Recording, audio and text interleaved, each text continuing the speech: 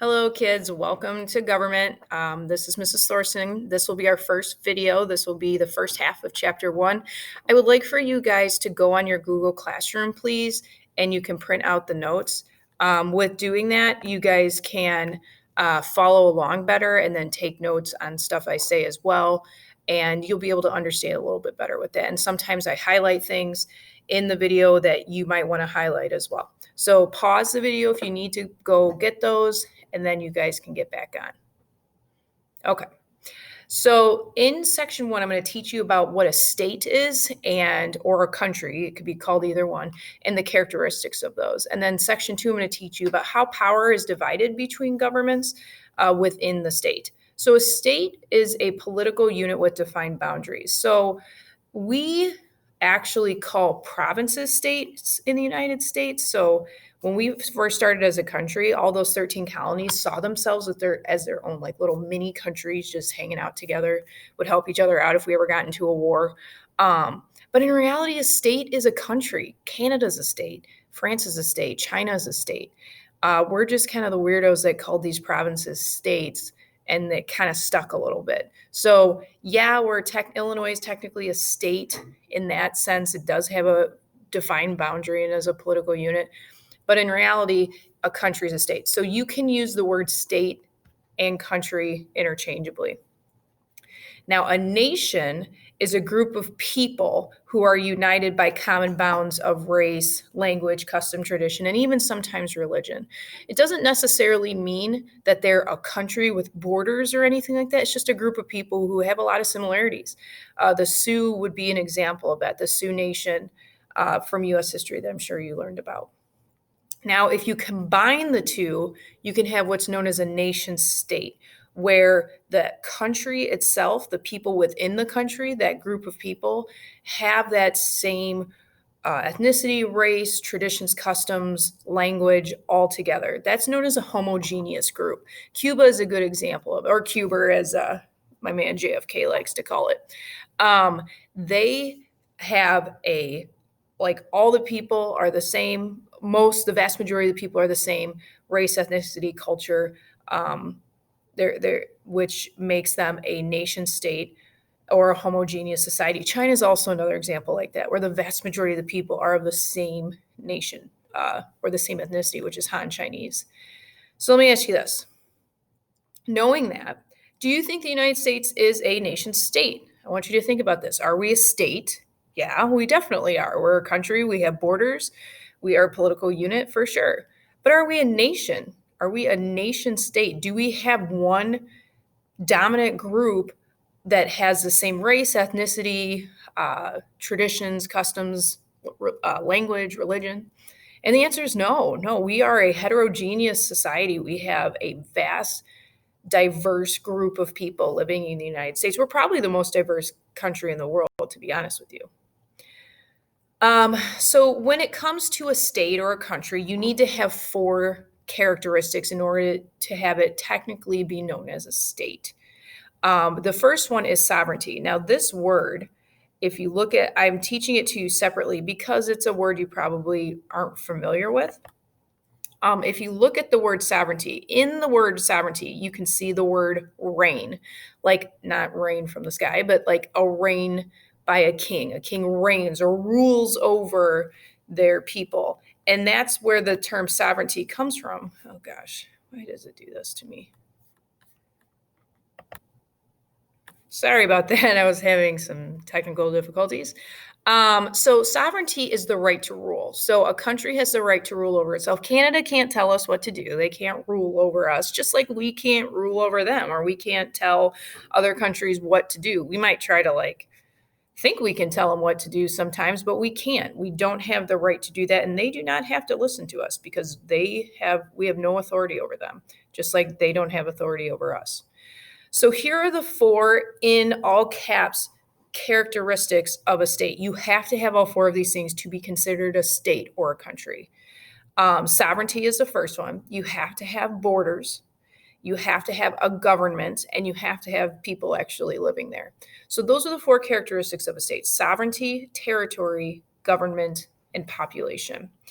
Now, the United States is a state. It has all four characteristics. We have borders. You can see it on a map. We have a government. We have lots of different governments, not just the one at the national level in DC, but we have state and local governments too. We have sovereignty, and sovereignty is our right to rule ourselves, and our military helps ensure that people don't try to rule over us. And then, of course, we have citizens. We are the third most populated country in the world with about 330 million people. So let's see if you can figure out, there's two states ahead of us. Which two states are more populated than us? See if you can figure that out. And if you can, tell me later. Now, Illinois can't be considered a state in the sense of a country because it doesn't have sovereignty. So it does have a National Guard. It can definitely protect its rights to with their borders. I mean, you can't stop people from coming in necessarily from other states unless it's like a safety thing, but they have a government to control its population. It does have citizens. We have about 11 million people. You've seen the borders. I'm sure you've hopefully could find it on a map. That would be sad. But it doesn't have supreme authority. We don't have the right to rule ourselves because we are part of the United States. So it's not like we can just go up to Canada and declare war on them because we are ruled ultimately. As much freedom as we have to do as we want as a state, we are ruled by the national government, and everybody has to follow those. Here's another country that isn't a country, Somalia. This is on the east coast of Africa. If you've ever seen the movie Black Hawk Down, it was based in Somalia, and if you haven't seen it, you should because it's awesome.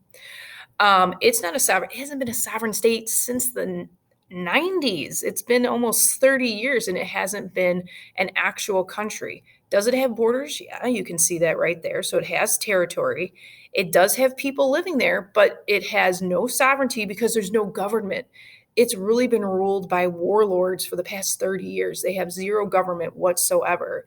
So therefore, they don't have without a government, you don't have sovereignty because you don't have a military to protect your rights to rule over yourself.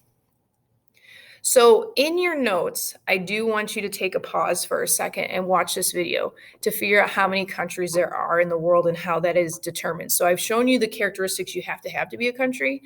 So how many countries would you think? Take a guess before you watch this video, and then watch the video and it'll explain what places are actual countries or what are kind of on the fence of being countries, and what places are claiming they're countries, but it's a total joke because they're not even close to being one. So pause my video, watch this video, and see how close you were to being right. And you can come back in just a little bit. All right, now that you've watched the video, you saw how many countries there were. I'm curious to hear if you guys were pretty close to being right on or not. We're going to talk about Section 2. So Section 2 is about government systems. So each country has to decide which government system has the power. So what I've done for you is I've drawn this little thing. And as you can see, let's kind of cover this up for a little bit. Oh gosh, that's backwards. Okay, so if you can try to read that backwards, good for you. So I'm drawing pie charts here for you. And countries have to decide whether they want the national government to have power or state and local governments to have power. Where does the power lie? So I'm going to show you the three different choices that countries have, and I'll show you how that fills out in the pie chart, okay? So first is a confederate government. We've tried this 2 times, and it has failed 2 times. We tried it with the Articles of Confederation when we were the United States of America, and because they all thought they were their own little countries, it doesn't work. Basically, what happens is they feel like the state and local government should have all the power, and there should be no power at the national government unless, like, you need to declare war on somebody. Well, it didn't work when we tried it at the beginning. You guys probably remember this from U.S. history, and it didn't work, when the South tried it during the Civil War. That's when they called themselves the Confederate States of America. That's where the term comes from, the idea of a confederacy where the states rule and there's really no national government. A unitary government is actually the most common type of government in the world That's where all the power lies with the national government. The United Kingdom is an example of that. They have all of their power lying at the national level. So the central government basically makes all the decisions, and then every state has to follow what they do.